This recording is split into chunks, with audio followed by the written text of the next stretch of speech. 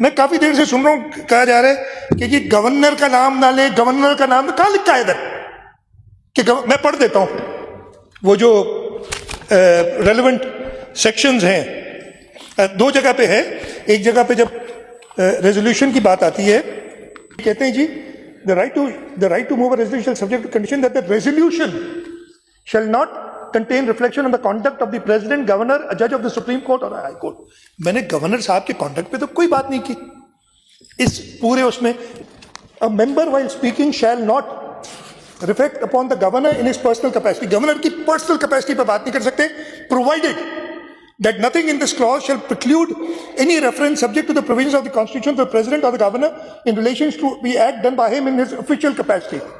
میں اب نہیں کہنا چاہتا گورنر ہاؤس میں ہوا اجلاس، میں نے تو ذکر نہیں کیا. اس کے بعد کہتے ہیں use the name of the president اور the governor for the purpose of influencing the debate. میں ان کے انفلوئنس تو استعمال نہیں کر رہا ہوں کسی طریقے سے. پوائنٹ یہ ہے کہ اس قرارداد میں کسی تقریر میں اگر کوئی آدمی کہہ دیتا ہے کوئی چیز ایسی، آپ اس کو ایکسپنج کر سکتے ہیں، اس سے اس قرارداد کا کوئی واسطہ نہیں ہے. قرارداد کے اندر صرف ایک چیز ہے،